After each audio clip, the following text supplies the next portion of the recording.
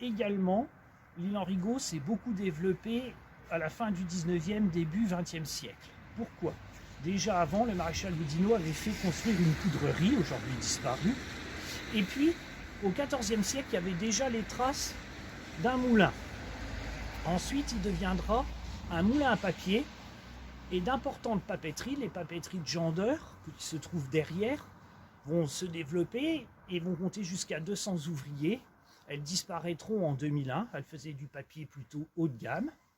Ce que l'on sait aussi, c'est que l'île Henrigot possédait des forges et d'importantes fermes agricoles.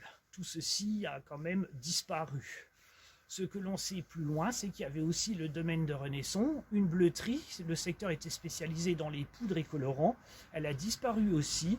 Alors son histoire, ça s'est transformé. Il y a eu filature et puis un déclin. Ensuite, c'est devenu une poudrerie, une bleuterie d'ailleurs. Puis elle a été rachetée pour fabriquer des batteries de voitures. Ça s'appelait EPEC.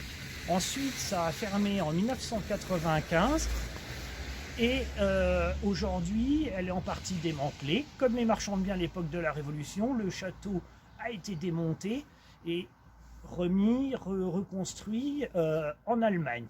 Donc voilà tout ce que l'on peut dire de ce magnifique petit village de l'île Henrigot. Il est très agréable. Il possède un important massif forestier avec de très nombreux gouffres. D'ailleurs, une des personnes, monsieur Jean-Luc Armanini, habitant à l'île Henrigot, a participé à l'exploration d'un des plus grands et longs gouffres au monde, de nombreuses cavités. Il y avait aussi des carrières. Voilà tout ce qu'on peut dire de l'île Henrigot.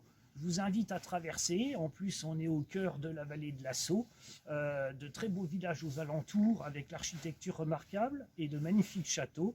Alors à bientôt pour de nouveaux reportages sur Sentier de la Meuse. À plus!